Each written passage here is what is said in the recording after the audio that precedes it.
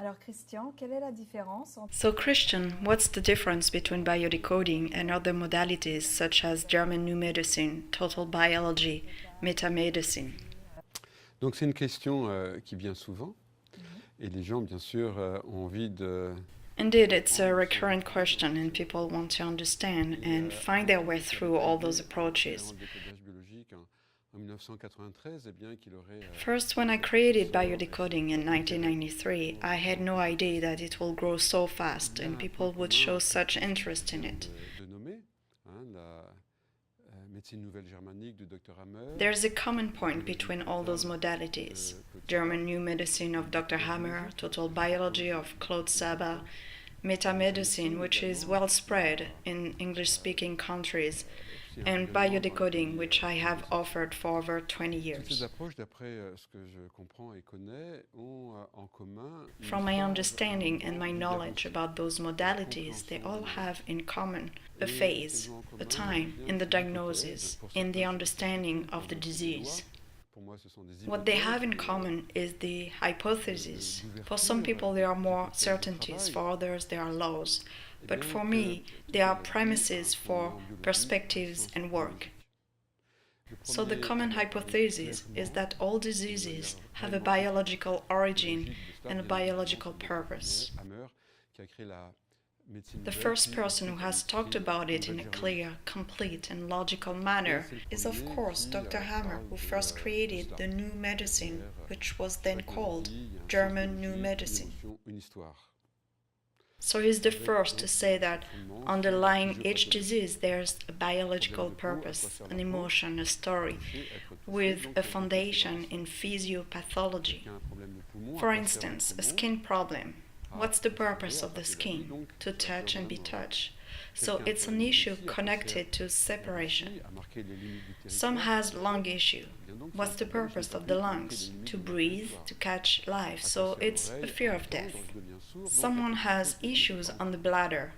What are the functions of the bladder? One of them is to mark the limits of the territory. So the problem is that I was unable to mark the limits of my territory. What's the function of the ear? I become deaf. Therefore, there's something I don't want to hear. Mais, on va- So this is this logical logic that we can find in all those modalities. La grande différence, c'est la thérapie. The major difference with C'est- biodecoding, ok, j'ai compris the que most ma important maman, one concerns the therapeutic approach. maman, quand elle a repris son travail, It's not the only difference, but let's keep it general, global. voilà, So the main difference is the j'ai therapy. été licencié. Once I understand that my eczema comes from a separation conflict because I got separated from my mother when she went back to work. Once I understand that bone issues come from a self-devaluation because I lost my job and when I got laid off, I felt devalued. Chaque mouvement dont tu viens de Once we parler, have made the psycho-biological, emotional, chronological, and conflictual diagnosis, what do we do? That's also a recurrent question. Et, Each modality that we just mentioned have their own therapeutic methods. cette approche diagnostique, diagnostic émotionnel avec le Dr Hammer en So, 1991, when I discovered this type of emotional diagnosis through Dr. Hammer in 1991, I personally felt unsatisfied with the therapeutic approach in regards to the emotional change, the transformation, the quote-unquote healing of the conflict. quelques temps plus tard, j'ai eu l'occasion de participer à Shortly afterwards, I had the opportunity to attend a seminar in Neuro-Linguistic Programming, essentially based on Milton Erickson's approach, a great American psychiatrist. un déclic, à une évidence. And there it suddenly clicked, like an evidence inside me saying that's it.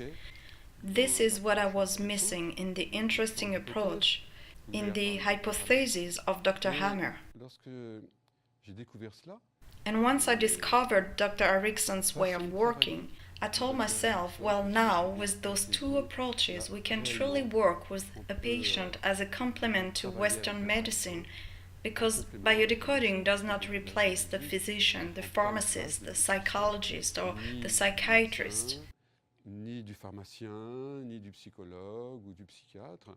Mais Rather, en it's complément. complementary to potentiate all the things that the patient already does to recover his health. Est-ce que tu peux expliquer qu'est-ce Can you explain what Erickson brought into the therapy? Donc c'est une question concrète. It's a concrete question, and my concrete answer to that is as follows. I'll talk about my personal experience during this neuro-linguistic seminar, which was very intense. Let's point out that neuro-linguistic programming is partly inspired by Erickson. So, during this NLP seminar, we were asked to talk about a problem, a shock, a drama. Une situation me vient, une situation A family situation comes to mind, and the trainer asks us to change mentally, in our imagination, the colors of this experience, which are called in NLP the visual sub-modalities. les sous-modalités visuelles. Donc ce n'est pas de la psychanalyse. We're not dealing with psychoanalysis or mental content, it's simply mechanical. C'est simplement quasi mécanique. Right now, you're watching a video about biodecoding, and if your computer screen shows more red or blue, then the impact will be different, and I mean the emotional impact. Artists and movie makers work with that. C'est là-dessus que travaillent les artistes et les cinéastes. Changing the colors of my experience has completely changed my emotion. It has completely changed my belief regarding the situation. Donc le génie d'Erickson, Erickson's genius is multiple. d'abord First, he understood that all changes are a change of structure. Every experience has a structure. What is the structure of my experience? It's the emotions that I have felt during the experience, the beliefs that I have formed in my mind, the values that I have activated during the experience.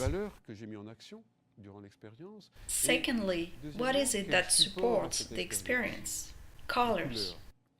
It's very basic, very concrete. It's very material, and it's very frustrating for a Western mind, which needs to analyze, to understand, to think, to control. It's very frustrating, but so much more efficient. So it was my first experience. I knew about the conflict, I could connect it with some issues that I had in my life. But knowing about it did not change anything.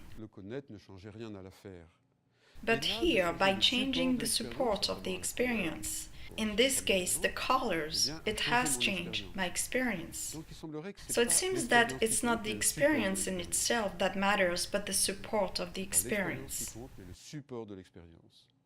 So, Neuro-Linguistic Programming and Erickson will focus on the support of the experience. Why? Because there are many people who lose their job, but they all react differently to the experience.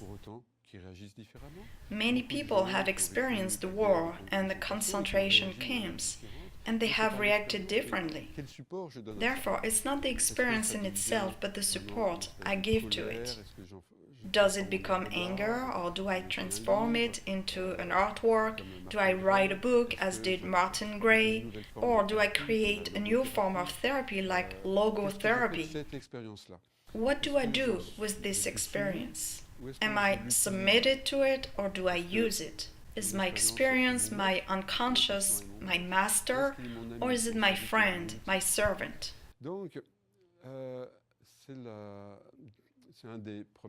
It's one of the major interests in Milton Erickson's approach, which is an efficient and concrete approach. So first, he understood that every experience has a structure, and all therapy, all change, is about the change of the structure. It's not about a mental or an intellectual change. All change is a change of the structure of the experience, and of the support of the experience. We keep the same experience, but we change the support, and there's a change, a healing. That's what art therapy does. Someone has an emotional issue, he paints his problem, or plays theater where he screams and cries. He has changed the support of his experience, and there's a deep inner change. Dr. Hammer's work teaches us that the body is a support of the experience. Disease is a support of the experience.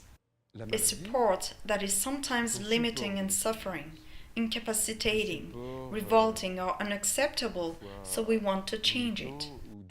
Wanting to change this support is wanting to heal, so we're going to talk about our drama, hoping for a change. So what Erickson suggests is the concept of learnings. It's the genius of Erickson, and that's why Erickson's therapies were short. They lasted an hour, 2 hours, 3 hours, and the person was permanently healed. While with Freud, who uses his left brain, which is analytical and mental, to understand things, the therapies lasted for years. We can then question about the effectiveness of psychoanalysis. While with Erickson there's a precise and concrete result. The person is no longer phobic if it was the problem she wanted to treat, or she heals other limiting emotional or psychological issues. To summarize, there are big differences between the discoveries of Dr. Hammer and biodecoding. At least the way I propose it, because some people try to imitate biodecoding. What differentiates the two is the therapeutic protocols, the concrete exercises at first inspired by Dr. Erickson, and then I invented my own protocols, sometimes in collaboration with other people like Philippe Levy.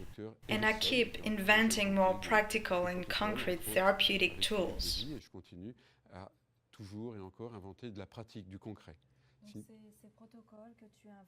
Those protocols that you invent, that you have been inspired by, what do they bring to the therapy?